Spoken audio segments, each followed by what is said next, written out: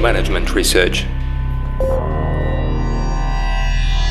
Hello and welcome to the Management Research Podcast. I'm your host, Dr. Eugene.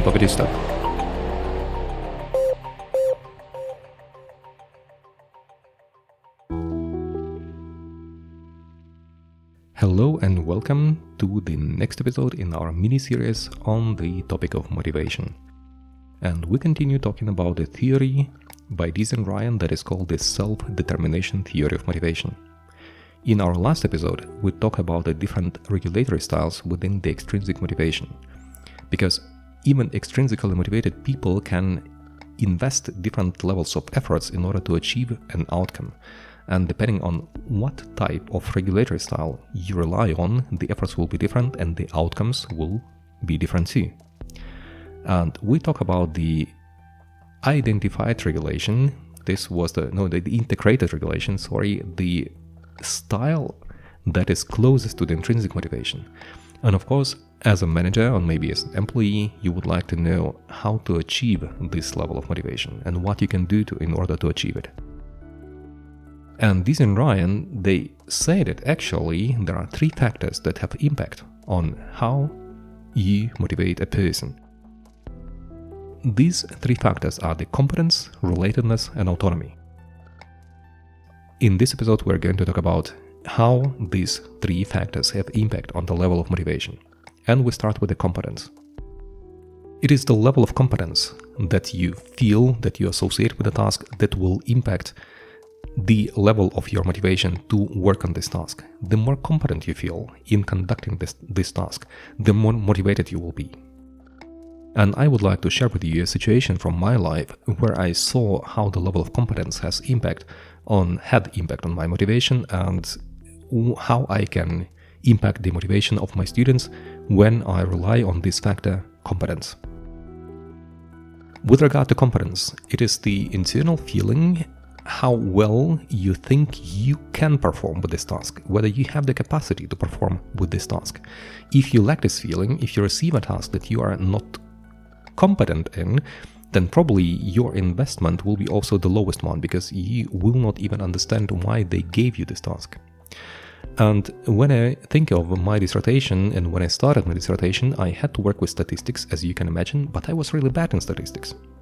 And then I read the first book, which was the Statistics for Dummies. And then I took the second book, which was the Statistics with SPSS by Andy Field. And then I had to go through several tutorials because I had already my data collection and I knew that I will have certain data of certain type and needed to understand how to analyze this data and what to do with this. Then when I had the data, I thought about how to analyze them properly because I had the suggestions from Andy Field, but I didn't know how to apply them correctly and whether they fit or which of the methods fit best my data. And then I found the tutorials by James Gaskin on YouTube.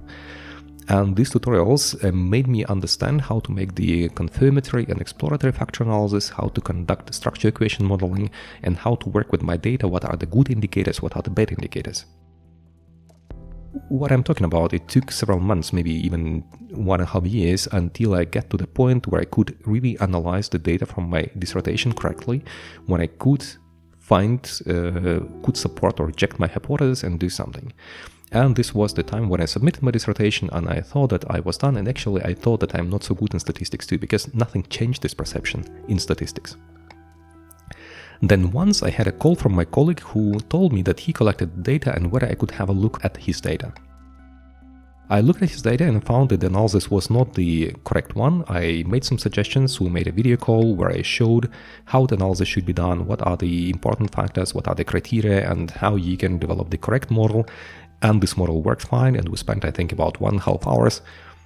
And then next day I received the email that actually it was so good, he wouldn't be able to achieve this result and whether I would like to join this project as the statistician to analyze it. And all of a sudden, he told me that I'm a good statistician. And we analyzed this paper and the analysis was so good, we submitted it. It was accepted in a very good journal and all the comments usually go through 2 or 3 rounds of revise and resubmit.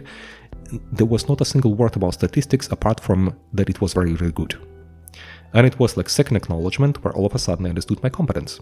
that I am competent in the field of statistics and working with structure equation modeling. And then it repeated again with a different other project, and then all of a sudden I became a kind of guru in the field of analysis for the structure equation modeling in our team.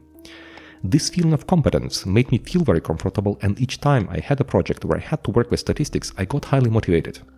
I didn't take care, for example, about the theory, but I knew how to work with data and I knew how to develop it, and my colleagues became very satisfied and they always offered me some acknowledgements in the field of statistics. And this is how I received this feeling of competence, and this is how each time when they propose me to do something that has to do with the field of my competence, I believe that I can achieve it with the best results and even better than the others.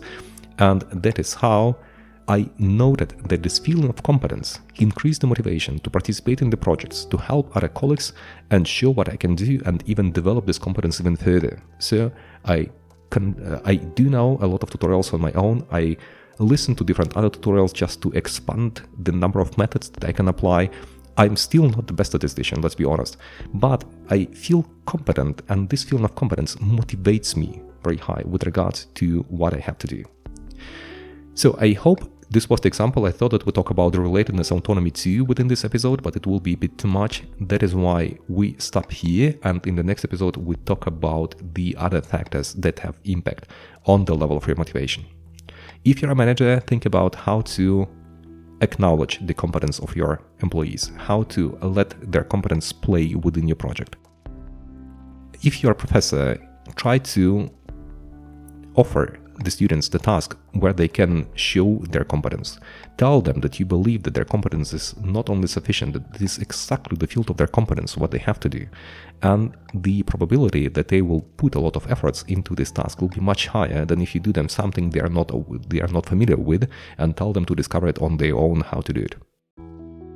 Refer to competence if you want to increase people's motivation. I hope it was interesting and helpful, and I'll see you in the next episode. Good luck with your research, good luck with your activities. Bye bye.